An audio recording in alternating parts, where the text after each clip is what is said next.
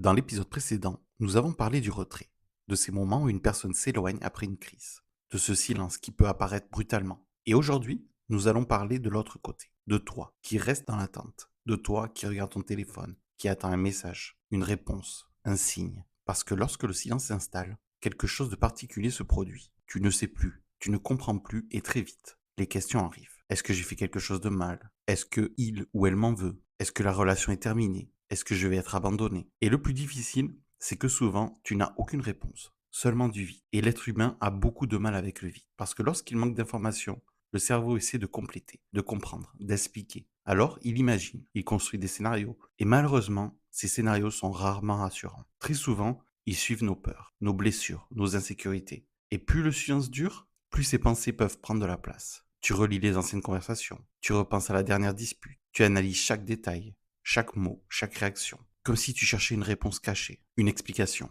quelque chose qui pourrait calmer l'incertitude. Et souvent, plus tu cherches, plus l'angoisse augmente. Parce que ce n'est pas seulement l'absence de réponse qui fait souffrir, c'est ce qu'elle réveille, la peur du rejet, la peur de l'abandon, la peur de ne pas compter, la peur d'avoir perdu quelque chose d'important. Et c'est pour cela que le silence peut parfois faire plus de mal qu'une dispute. Parce qu'une dispute, même difficile, reste une forme de contact. Un silence, lui, laisse la place à toutes les interprétations, à toutes les peurs, à toutes les hypothèses. Et dans cette attente, certaines personnes commencent à s'épuiser. Elles surveillent, elles vérifient, elles attendent, encore et encore, comme si leur équilibre dépendait du prochain message, du prochain appel ou du prochain signe de vie. Ce qui est important de comprendre, c'est que la douleur du silence n'est pas seulement liée au silence lui-même, elle est aussi liée à tout ce que ce silence active à l'intérieur de toi. Tes peurs, tes blessures, tes besoins de sécurité, tes besoins de compréhension.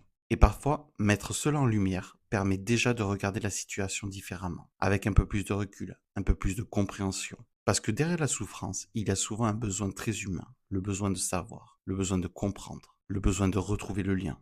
Dans le prochain épisode, nous allons répondre à la question que beaucoup de partenaires se posent. Faut-il relancer ou faut-il laisser de l'espace?